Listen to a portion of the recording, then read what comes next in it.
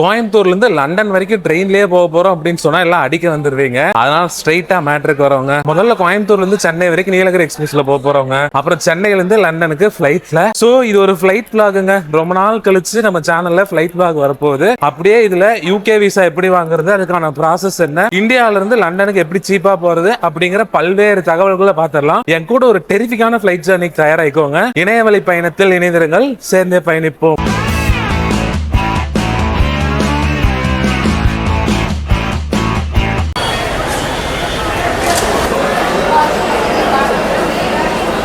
உதய express பாருங்க எவ்வளவு மோசமா இருக்கு. அப்படியும்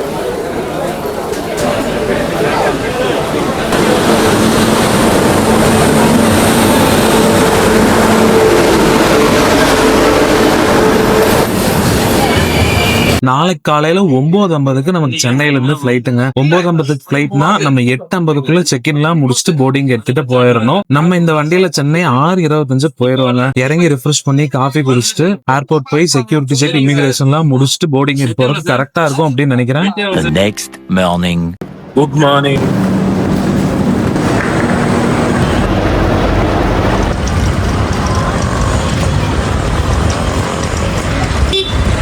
ஏர்போர்ட் மெட்ரோ லேண்ட் ஆயிட்டோங்க. டக்குன்னு போய் ஒரு டீ குடிச்சிட்டு செக்இன் செக்யூரிட்டி செக் எல்லாம் முடிச்சுட்டு அவங்களோட பேசுறேன். டைம் ரொம்ப கம்மியா இருக்குங்க.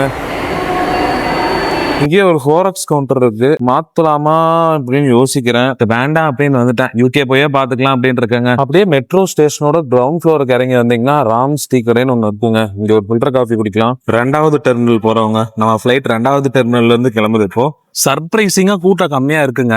நானும் நவீன் ப்ரோவும் ஸ்ரீலங்கா போறதுக்கு வந்தப்போ இந்த D5 வழியா தான் உள்ள போலான்னு இருந்தோம். கிட்டத்தட்ட அரை மணி நேரம் வெயிட் பண்ணதுக்கு அப்புறம் தான் என்ட்ரி ஆக முடிஞ்சது. அந்த அளவுக்கு கூட்டம். பட் இன்னைக்கு ஃப்ரீயா இருக்குங்க. ஸோ அதனால டக்குன்னு உள்ள போயிடலாம்.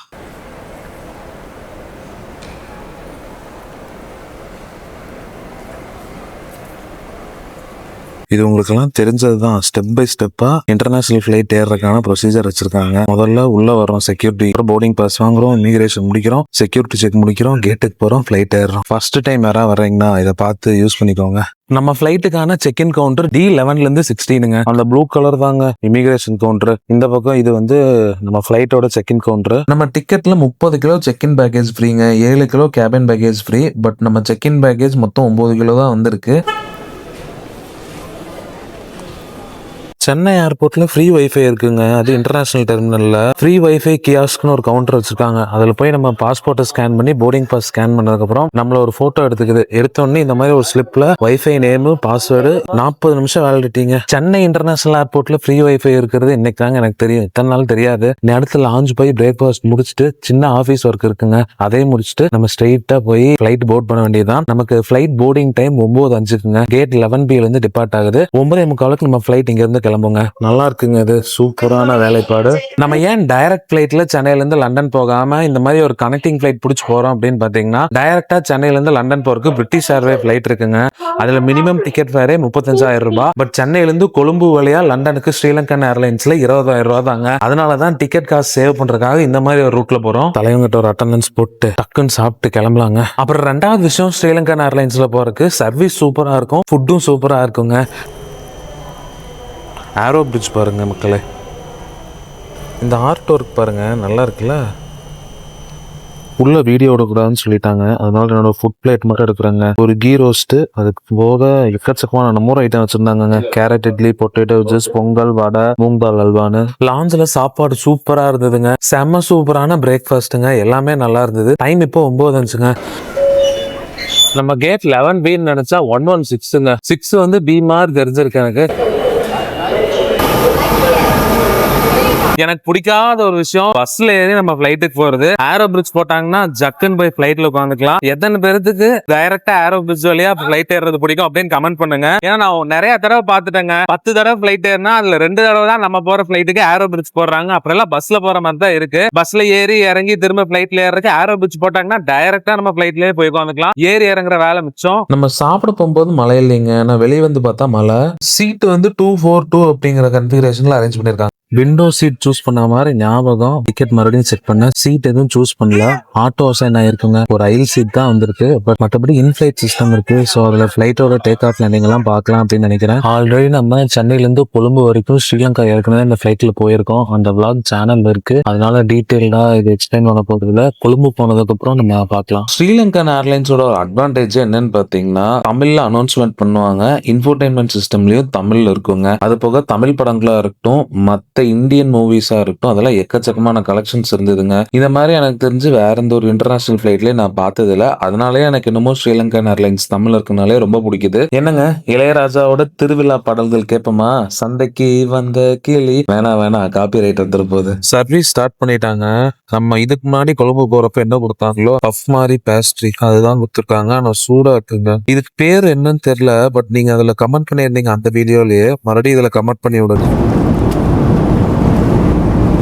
அந்த பேஸ்ட்ரி நல்லாவே இருந்ததுங்க. அந்த பேஸ்ட்ரி கூடயே ஒரு 250 ml வாட்டர் பாட்டிலும் கொடுத்தாங்க. அது போக ட்ரிங்க்ஸும் கொடுத்தாங்க. அது நான் வாங்கல. விண்டோ சீட் கிடைக்காதனால என்னால வெளியே காமிக்க முடியலைங்க. அதனால இன்ஃபோடைன்மெண்ட் சிஸ்டம்ல படம் பார்த்துட்டே வந்துட்டு இருந்தேன். சென்னையில செம மழைங்க. அதனால ஃபிளைட் ஒரு 1/2 மணி நேரம் டிலேல தான் எடுத்தாங்க. ஒரு 1/2 மணி நேரம் டிலேவா 11:30 நம்ம ஸ்ரீலங்கா ரீச் பண்ணியிருக்கோம். இதுக்கு அடுத்து 11:50 நமக்கு அந்த லண்டன் ஃபிளைட் போர்டிங் இருக்குங்க. ஃபிளைட் நம்பர் UL503 12:50 இங்க இருந்து கிளம்பும். கிட்டத்தட்ட ஒரு 12 மணி நேரம் நமக்கு ஜேர்னி இருக்குங்க. நம்ம ஊர் டைம் படி நைட் 12:50 லண்டன் ரீச் ஆகும். லண்டன் டைம் படி நைட் 7 மணிக்கு நம்ம அங்க போயிடுவோம்.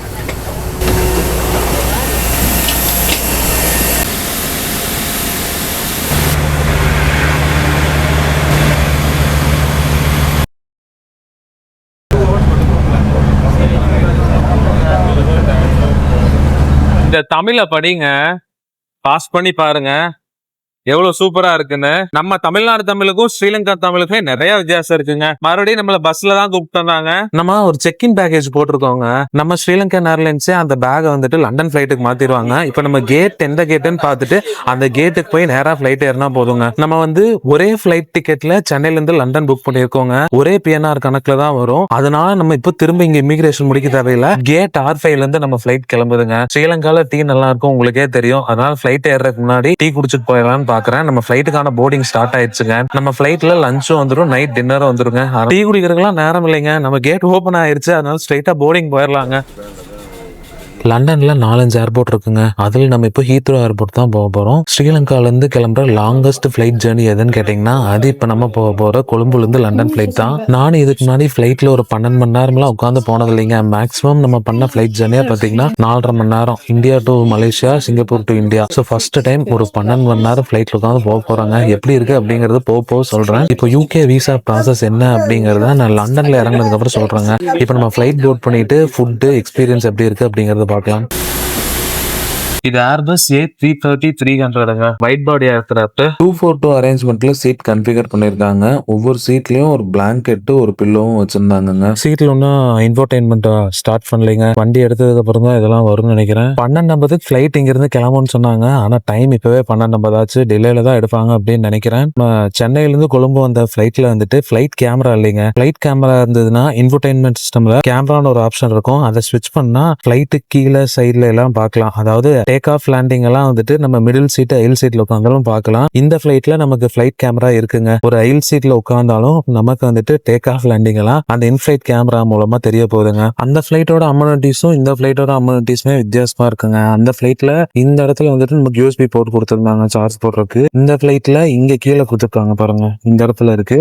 ஒரே ஒரு கண்ட்ரோல் மட்டும் தான் இருந்தது அந்த ஃபிளைட்ல. இந்த எல்லாமே டச் கண்ட்ரோல் கொடுத்துருக்காங்க. எல்லா கண்ட்ரி போகணும் ஆசை இருந்தாலும் நான் UK எல்லாம் இவ்வளவு சீக்கிரம் போவேன் அப்படின்னு நினைச்சு முடியும் பார்க்கலங்க. இந்த UK ட்ரிப் வந்து நம்ம லாக் பண்றதுக்காக போலீங்க. இருந்தாலும் மனசு கேட்காம நம்ம போற ஃபிளைட் ஜேர்னியும் திரும்ப ரிட்டர்ன் வர ஃபிளைட் ஜேர்னி மட்டும் வ்ளாக் பண்ண போறேன். இந்த வாட்டி ஒரு ஷார்ட் ஸ்டே தாங்க. ஒரு 1 வீக் தான் இருக்க போறேன். ஆயுபவன்னா சிங்களத்துல வணக்கம், வெல்கம் அப்படின்னு அர்த்தம். ஃபிளைட் ஃபுல் ஆன மாதிரி தெரியலங்க. ஒரு 70% ஃபில் ஆயிருக்குன்னு நினைக்கிறேன். இன்ஃபிளைட் இன்ஃபோடைன்மெண்ட்ல நம்ம கேமரா ஓபன் பண்ணி எப்படி இருக்குன்னு பார்க்கலாமா வாங்க. பாருங்க ஃபிளைட் கேமரா சூப்பரா தெரியுது.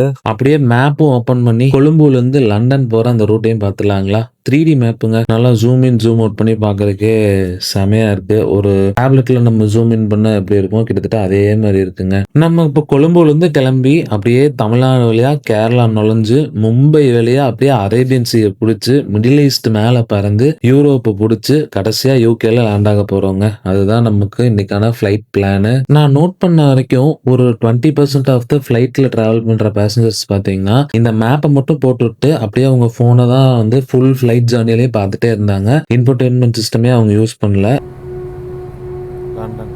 Expected to take off on a southwesterly direction and will be making a right turn, climb into a cruising altitude of 38,000 feet. Please make yourselves comfortable and enjoy this flight. Thank you.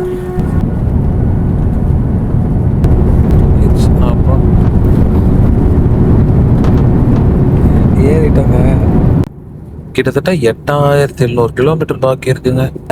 Recline சூப்பராகவே இருக்குங்க. Press பண்ணா வந்துட்டு எப்பவுமே இந்த back seat தானே பின்னாடி போகும். இதுல ஃப்ரண்ட் சீட்டு முன்னாடி போகுது, பேக் சீட்டு பின்னாடி போகுது. கொஞ்சம் காலை நல்லா நீட்டி படுத்துக்கலாம், அந்த அளவுக்கு தான் கொடுத்துருக்காங்க. நல்லா இருக்கு.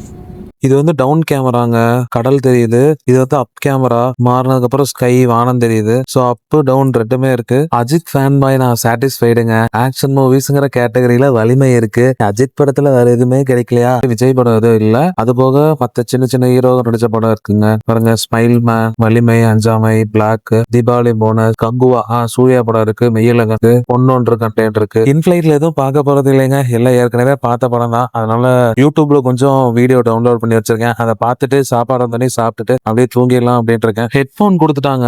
போன ஃபிளைட்ல ஹெட்போன் போட்டு இங்க இருந்ததுங்க அந்த ஹெட்போன் ஜாக்கு. இதுல இங்க எங்கேயுமே இல்ல. அதனால இதெல்லாம் எடுத்து தேடிட்டு இருந்தேன். அப்புறம் எங்க கனெக்ட் பண்றதுன்னு தெரியல. அப்புறம் ஏர் ஹோஸ்டஸ் கேட்டேன், சைட்ல கனெக்ட் பண்ணணும் அப்படின்னாங்க. ஸோ ஸ்ரீலங்கன் ஃபிளைட், லண்டன் ஃபிளைட்ல வந்தீங்கன்னா உங்க சீட் ஹேண்டில்ல ஹெட்போன் ஜாக் இருக்கு. இதுல ஃபியூஜிட்டிவ்னு ஒரு படம் பார்த்தேன். ரொம்ப நாளா பார்க்கணும்னு நினைச்சிட்டு இருந்தேன். ஹாரிசன் ஃபோர்டு படம். நான் ஒரு ஃபேனுங்க. அதனால சாப்பிட்ற வரைக்கும் அந்த ஃபியூஜிட்டிவ் பார்க்கலாம் அப்படின்ட்டு இருக்கேன்.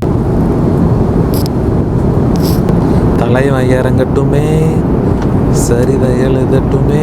பதறாதீங்க, கோக்கு தான் வாங்கியிருக்கேன். ஃபுட்டு வந்துருச்சுங்க. ஃபிஷ் வேணுமா சிக்கன் வேணுமான்னு கேட்டாங்க. ஃபிஷ் வாங்கியிருக்கேன். எக்ஸ்ட்ராவா வெட் ஃபிரைப்ஸா, இது வந்து கட்லரிங்க. ஃபிளைட்ல போறதுனால எப்படி நம்மளும் இதுலதான் சாப்பிடணுங்க. மேக்ஸிமம் நான் கையில தான் சாப்பிடுவேன். இந்த மாதிரி ஸ்பூன் எல்லாம் அவாய்ட் பண்ணிடுவேன். பட் இன்னைக்கு வேற வழி இல்ல, இதுலதான் சாப்பிடணும். கருக்கே கலர்ஃபுல்லா இருக்குங்க. சில்லி ஃபிஷ், நூடுல்ஸ், மறுபடியும் இதுலயே சாலட் வச்சிருக்காங்க. முதல்ல ஃபிஷ்ல இருந்து சாப்பிடுவோம். வேற லெவல்ல இருக்குங்க. நான் எக்ஸ்பெக்ட் பண்ணதோடவே நல்லா இருக்கு.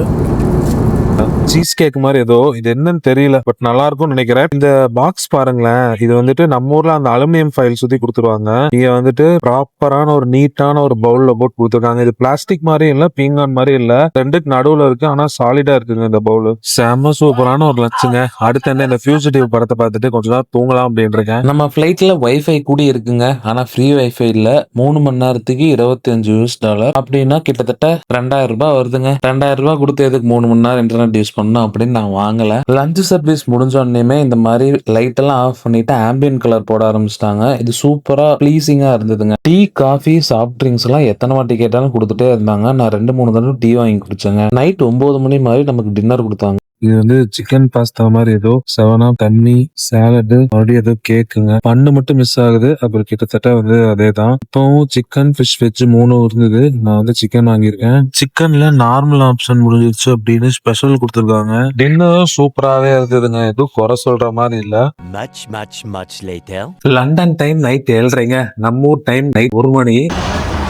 ஒரு 1 மணி நேரம் தூங்க வேண்டியதுங்க. அப்புறம் எந்திரிச்சு கேபின் க்ரூ கூப்பிட்டு தண்ணி கொடுங்க, ஜூஸ் கொடுங்க, டீ கொடுங்க அப்படின்னு கேட்டு குடிக்க வேண்டியது. திரும்ப தூங்க வேண்டியது, எந்திரிச்சு படம் பார்க்க வேண்டியது. அப்படியே ஃபுல்லா டைம் ஸ்பெண்ட் பண்ணி வச்சுங்க. லஞ்ச், டின்னர் ரெண்டுமே தாறுமாறா வேற லெவல்ல இருந்ததுங்க. நைட்டு டின்னர் சாப்பிட்டதுக்கு அப்புறம் ஒரு 3 மணி நேரம் நல்லா தூங்கி எந்திரிச்சாச்சுங்க. இனி அடுத்து நம்ம போய் இமிகிரேஷன் முடிச்சிடலாம். இமிகிரேஷன் முடிச்சதுக்கு அப்புறம் யூகே விசாவுக்கான ப்ராசஸ் பத்தி சொல்றேன். நம்ம கிட்ட ஒரு 6 month visitor visa, multiple entry visa இருக்கு. அப்படியே இந்த மஞ்சள் போர்ட் செயின் ஃபாலோ பண்ணி போயிட்டே இருக்கோங்க.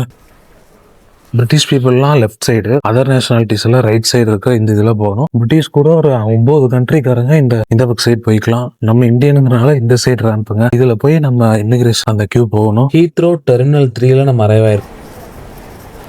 சிம் எதுவும் வாங்க போறது இல்லைங்க. ஏர்டெல்லே இன்டர்நேஷனல் ரோமிங் போட்டிருக்கேன். 1 மணி நேரம் ஆயிடுச்சுங்க நமக்கு இமிகிரேஷன் முடியிருக்கு. ஏன்னா இமிகிரேஷன் கவுண்டர்ல 2 ஆபீசர் தான் இருந்தாங்க. அவங்க மெதுவா பார்த்து அனுப்புனாங்க. அதனால 1 மணி நேரம் ஆயிடுச்சு. 1 மணிப்படி நம்ம லைன்ல நிக்க ஆரம்பிச்சோம். 2 மணி ஆயிடுச்சு வெளியே வரக்கு. இமிகிரேஷன்ல என்ன கொஸ்டின் கேட்டாங்கன்னா, பர்பஸ் ஆஃப் விசிட் என்னன்னு கேட்டாங்க. எவ்வளவு நாள் இருப்பீங்க அப்படின்னு கேட்டாங்க. அவ்வளவுதாங்க. இன்டர்நேஷனல் ரோமிங் எனேபிள் பண்ணிட்டேன். நம்ம ஃபிளைட் வந்து தரையை தட்டின உடனே வந்து நமக்கு சிக்னல் கிடைக்க ஆரம்பிச்சிருச்சு. ஏர்டெல் வந்து இங்க வோடஃபோன் கூட பார்ட்னர் பண்ணிருக்காங்க போல. வோடஃபோன் வந்துட்டு நமக்கு சிக்னல் வந்துட்டு இருக்கு.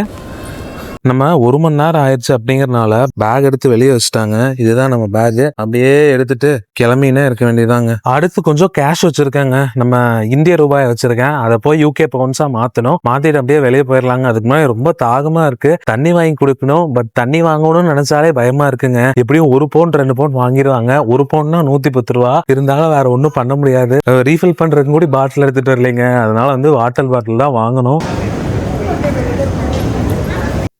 UK விசிட்டர் விசா வாங்குறதுக்கான ப்ராசஸ் என்னன்னு பாத்துடலாங்களா? முதல்ல அப்ளிகேஷன் ஃபார்ம் ஃபில் பண்ணணுங்க. அந்த அப்ளிகேஷன் ஃபார்ம் கூட நம்ம பேங்க் அக்கௌண்ட் ஸ்டேட்மெண்ட், நம்ம என்ன வேலை செய்யறோம், வேற ஒரு கம்பெனில வேலை செய்யறோமா இல்ல சொந்தமா பிசினஸ் ரன் பண்றோமா அப்படிங்கறத பொறுத்து நம்ம வந்து இவ்வளவு மினிமம் பேலன்ஸ் மெயின்டைன் பண்ண வேண்டியது இருக்குங்க. ஒருவேளை அந்த மினிமம் பேலன்ஸ் நம்ம அக்கௌண்ட்ல இல்ல அப்படின்னா, வழக்கமா சிங்கப்பூர் போறோம்னு வச்சுக்கோங்களேன், 50,000 rupees ஒரு ஆளுக்கு மினிமம் பேலன்ஸ் கேட்பாங்க. அது நம்ம அக்கௌண்ட் இல்லைன்னா நம்ம பல்கா அந்த 50,000 ரூபாயை நம்ம அக்கௌண்ட்ல மாத்தி பேங்க் ஸ்டேட்மெண்ட் எடுத்து நம்ம அனுப்பிக்கலாம். பட் லண்டன் பொறுத்த வரைக்கும் மினிமம் பேலன்ஸ் வந்துட்டு ஒரு 3 lakh கேக்குறாங்கன்னு வைங்களேன். அந்த 3 lakh நம்ம அக்கௌண்ட் இல்லைன்னா மொத்தமா நம்ம அக்கௌண்ட்ல மாத்தி வைக்க கூடாது. அப்படி மொத்தமா மாத்தினா நம்ம மணி லாண்டரிங் பண்றோம் அப்படின்னு நம்ம UK விசா ரிஜெக்ட் ஆயிருங்க. அதுக்கு பதிலா குட்டியா அமௌண்டா நம்ம பேங்க் அக்கௌண்ட்ல மாத்தி 3 lakh வர மாதிரி பேலன்ஸ் சேர்த்து அதுக்கப்புறம் ஸ்டேட்மெண்ட் எடுத்து காமிக்கணும். அதெல்லாம் எனக்கு என்னோட UK விசா வாங்கி கொடுத்த அந்த ஏஜென்ட் தான் சொன்னாங்க. அவங்க கான்டாக்ட் வேணும்னா சொல்லுங்க, நான் கீழே டிஸ்கிரிப்ஷன்லயோ கமெண்ட்லயோ உங்களுக்கு சொல்றேன். சோ முதல்ல அப்ளிகேஷன் ஃபார்ம் ஃபில் பண்ணி டாக்குமெண்ட்ஸ் எல்லாம் சப்மிட் பண்றதுங்க. அதெல்லாம் ஆன்லைன்லயே பண்ணிக்கலாம். பெட்டர் ஏஜென்ட் வச்சு பண்ணிருங்க. UK விசா அப்ளிகேஷன் ஃபார்முக்கு ஒரு ஃபீ இருக்கும் இல்லைங்களா, அது 15,000. இந்த ஏஜென்ட்டுக்கு ஒரு 6,000ங்க. மொத்தம் 21,000 ரூபாய் ஆச்சு. ஆன்லைன்ல அப்ளிகேஷன் ஃபார்ம் சப்மிட் பண்ண உடனே VFS சென்டர் இருக்குங்க சென்னையில. அங்க போய் உங்க பயோமெட்ரிக் சப்மிட் பண்ணிட்டு வரணும். சோ அதுக்கு நீங்க அப்பாயின்மெண்ட் புக் பண்ணணும். அந்த அப்பாயின்மெண்ட் புக் பண்ற தேதியில சென்னையில இருக்கிற VFS ஆபீஸ் தேனாம்பேட் ரமிமால் இருக்குங்க. அங்க போனீங்கன்னா உங்க ஃபேஸ், உங்க கைரேகை எல்லாம் ஸ்கேன் பண்ணுவாங்க. ஸ்கேன் பண்ணிட்டு உங்க பாஸ்போர்ட் வாங்கி வச்சுப்பாங்க. உங்க பாஸ்போர்ட் வாங்கி வச்ச நாள்ல இருந்து 14 பிசினஸ் டேஸ்க்குள்ள உங்களுக்கு UK விசா அப்ரூவ் ஆயிடுச்சா ரிஜெக்ட் ஆயிடுச்சா அப்படின்னு சொல்லுவாங்க. உங்களுக்கு ஒரு மெயில் வருங்க. மெயில் என்ன வரும்னா, உங்க UK விசா பத்தின ஒரு டெசிஷன் மட்டும் நாங்க மேக் பண்ணிருக்கோம் அப்படின்னு சொல்லுவாங்க. அதுக்கப்புறம் நீங்க வந்து பாஸ்போர்ட் VFS ல சப்மிட் பண்ணும்போது உங்களுக்கு கொரியர் பண்ற மாதிரி ஆப்ஷன் சூஸ் பண்ணிருந்தீங்கன்னா உங்களுக்கு பாஸ்போர்ட் கொரியர்ல வரும். இல்ல நீங்க நேரடியா போய் கலெக்ட் பண்ற மாதிரி இருந்தீங்கன்னா நீங்க நேரடியா போய் கலெக்ட் பண்ணணும். இந்த மாதிரி மெயில்ல decision has been made about UK விசான்னு வந்ததுக்கு அப்புறம் அப்ரூவலா ரிஜெக்ட் ஆன அந்த மெயில் இருக்காது. நம்ம பாஸ்போர்ட் வாங்கி பார்த்தா மட்டும் தெரியும். எனக்கு நான் VFS ல போய் பயோமெட்ரிக்ஸ் வச்சு பாஸ்போர்ட் சப்மிட் பண்ணி 5 பிசினஸ் டேலயே வந்துட்டு டெசிஷன் மேக் பண்ணிட்டாங்க. 5+2 7வது நாள் பாஸ்போர்ட் என் வீட்டுக்கே வந்துருச்சு. இனி அடுத்து என்ன பண்ண போறோம்னா, சென்ட்ரல் லண்டன்ல நான் ஒரு ஹோட்டல் புக் பண்ணிருக்கேங்க. அங்க போய் ஸ்டே பண்ணணும். இங்க இருந்து சென்ட்ரல் லண்டன் போறதுக்கு ட்ரெயின் எல்லாம் இருக்குங்களா, மெட்ரோ எல்லாம் இருக்கு. பட் இங்க என் ஃப்ரெண்ட் இருக்காங்க, அவங்க வந்துட்டு இருக்காங்க. சோ அவங்க கூட போய் அந்த ஹோட்டல் இறங்கிக்கலாம் அப்படின்னு இருக்கேன். சோ அவ்வளவுதான், இந்த வீடியோ இதோட முடிவடையுதுங்க. சேனலுக்கு புதுசா இருந்தா சப்ஸ்கிரைப் பண்ணிக்கோங்க. மறுபடியும் அடுத்த ஒரு சூப்பர் வீடியோ சந்திக்கிறேன். அது வரைக்கும் tata, bye, take care and stay safe.